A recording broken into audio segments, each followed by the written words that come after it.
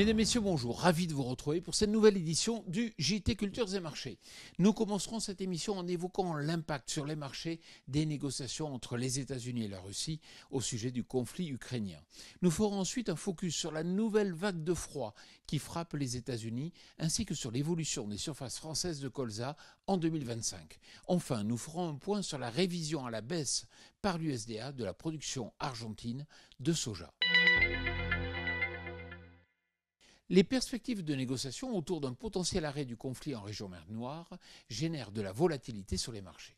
Pourtant, et paradoxalement, les flux ukrainiens et russes de céréales, comme d'oléagineux, ne sont désormais plus du tout impactés par le conflit. Les exportations sont même très dynamiques depuis le début de la campagne. Quoi qu'il en soit, ces exports devraient naturellement baisser au cours des prochains mois, car les volumes sont de plus en plus limités en Ukraine, et aussi du fait de l'existence d'un quota à l'export de blé qui est en place depuis le 15 février en Russie. Une nouvelle vague de froid gagne la zone de production des blés d'hiver aux États-Unis.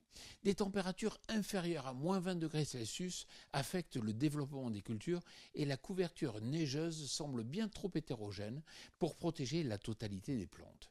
Il s'agit de la seconde vague de froid de l'hiver après celle du mois de janvier dont on a déjà parlé.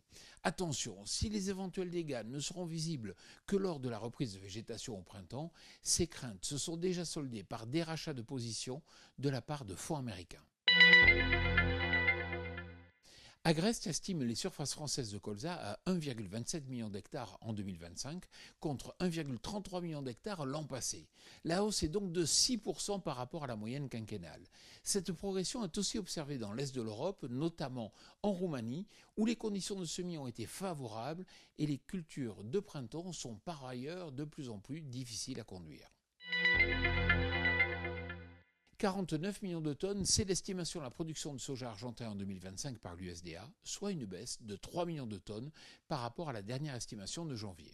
En effet, le sec s'est installé depuis 2 mois dans les plaines argentines et les conditions de culture ne cessent de se dégrader. À ce jour, seulement 15% des surfaces sont notées en bonnes ou excellentes conditions, bien loin des 31% de l'an passé à cette même date. Si l'arrivée des volumes brésiliens rassure à court terme, les récoltes argentines de soja seront à surveiller dès la fin mars pour anticiper des variations de cours. Voilà, le JT Culture et Marché, c'est terminé. Je vous souhaite bien sûr une excellente semaine.